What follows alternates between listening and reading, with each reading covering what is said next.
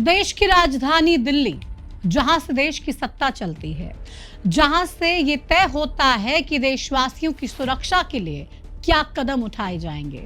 पूरा मसौदा तैयार होता है, बड़े बड़े मंत्रालय हैं, अधिकारी हैं, कर्मचारियों की लंबी लिस्ट है, भारी भरकम बजट है, अधिकारियों की जेब में आम आदमी की खून पसीने की कमाई से वसूला गया टैक्स का पैसा जा रहा है। लेकिन उसके बावजूद भी आम जनता के प्रति अधिकारी जिम्मेदार दिखाई नहीं दे रहे हैं। ऐसा हम इसलिए कह रहे हैं क्योंकि दिल्ली के मालवीय नगर में जो अग्निकांड हुआ, उससे पूरा देश एक बार फिर से दहल उठा। जहां 20 से ज्यादा लोगों ने अपनी जान गंवा दी, लेकिन सिस्टम कुंभकर्णी नींद सोया रहा। किसी ने सुध नहीं ली कि रेजिडेंशियल इलाके के बीच इतना बड़ा होटल आखिर क्यों बना, कैसे बना। होटल में सुरक्षा मानकों का पालन नहीं किया गया। जब 6 कमरों का लाइसेंस था तो होटल में 25 कमरे आखिर क्यों और कैसे बन गए। ये सभी सवाल आज हर किसी के जहन में हैं। लेकिन ये सवाल अगर हमारे सिस्टम ने हादसे से पहले इस हादसे के जिम्मेदारों से पूछे होते तो शायद 21 बेकसूर लोग जलकर नहीं मरते। नमस्कार, आपके साथ में प्रतिमा दत्ता। आज का ये सवाल इसलिए भी लाजमी है क्योंकि देश में रह रहे हर नागरिक की सुरक्षा की जिम्मेदारी सरकार की है। ये उस सिस्टम की जिम्मेदारी होती है जिसे इसके लिए तैयार किया जाता है। दिल्ली के मालवीय नगर में जो हुआ, उसे हम कोई अचानक हुआ हादसा या त्रासदी कहकर टाल नहीं सकते। ये घोर लापरवाही का नतीजा है जिसने 21 लोगों की जान ले ली। इसमें हमारे देश की ही नहीं बल्कि विदेश नागरिक भी शामिल थे। हमारी जिम्मेदारी थी कि हम हमारे मेहमानों को सुरक्षा देते, लेकिन वो भी सिस्टम की लापरवाही की भेंट चढ़ गए। जो जानकारी निकलकर सामने आई है उसके मुताबिक जब आग लगी तब होटल में कुल 47 लोग थे, जिसमें से 21 लोगों की मौके पर ही मौत हो गई। वहीं गंभीर रूप से घायल हुए कई लोगों को अस्पताल में भर्ती कराया गया। इनमें से कई लोग या तो आग में बुरी तरह से झुलस गए या फिर इमारत से कूदने के बाद उनके हाथ पैर टूट गए। जरा सोच कर देखिए, मालवीय नगर की एक बिल्डिंग में एक होटल चल रहा था जो हौज रानी गांव स्थित संकरी गली में बना है। यहाँ लाइन से कई इमारत एक के बाद एक खड़ी हैं। इसे आमतौर पर मैच बॉक्स बिल्डिंग या कंक्रीट जंगल कहा जाता है, यानी कि माचिस की डिब्बी जैसे बनी इमारतें जहां केवल आवाजाही का एक ही रास्ता होता है। अगर उस रास्ते पर ही आग लग जाए तो अंदर फंसे लोगों के लिए भागने का कोई जरिया नहीं बचता। जहां नियम यह कहता है कि ऐसी जगह कोई भी कमर्शियल निर्माण नहीं होना चाहिए जिससे कि नुकसान पहुंचे, लेकिन मालवीय नगर में ये सब कुछ हुआ। और अगर आप ये सोच रहे हैं कि ये सब होटल मालिक या उससे जुड़े लोगों की लापरवाही है तो आप गलत हैं। ये सिस्टम की पूरी मिली भगत होती है, क्योंकि कोई भी इमारत रातों रात नहीं बन जाती।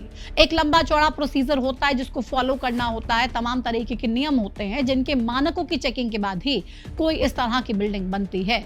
किसी भी होटल या फिर कमर्शियल इमारत का निर्माण शुरू होने से पहले स्थानीय विकास प्राधिकरण जैसे कि town and country planning department से नक्शा पास करवाना होता है, एनओसी प्राप्त करना अनिवार्य होता है।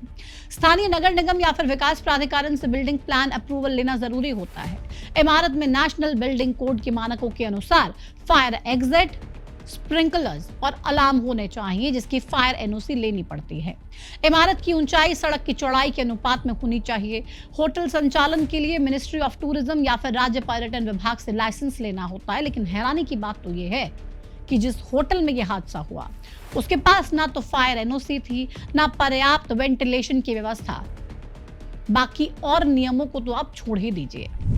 ये वो नियम कानून है जो एक बिल्डिंग को बनाने के लिए बेहद जरूरी होते हैं, जिसके लिए सरकार और सिस्टम से जुड़े अधिकारियों की मंजूरी मिलती है।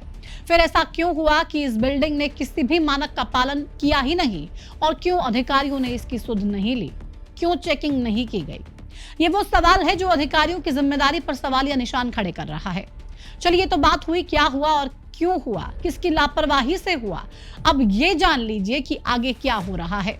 अब जांच हो रही है जो हर हादसे के बाद होती है। होटल की सह मालिक लवकेश बजाज गिरफ्तार हो चुके हैं। दिल्ली की सीएम रेखा गुप्ता एक्शन में है। लेकिन अब उन परिवारों का क्या जिन्होंने इस लापरवाही के चलते अपने अपनों को खो दिया। काश ये एक्शन रेखा गुप्ता ने पहले ले लिया होता। काश ये 30 दिनों का एक्शन प्लान पहले ही तैयार कर लिया गया होता, लेकिन होता कैसे? हमारे देश की सच्चाई यही है कि यहाँ पर लोगों की जान की कीमत सरकार और सिस्टम की आंखों में कुछ है ही नहीं। वो जागते तब हैं जब कोई हादसा हो जाता है।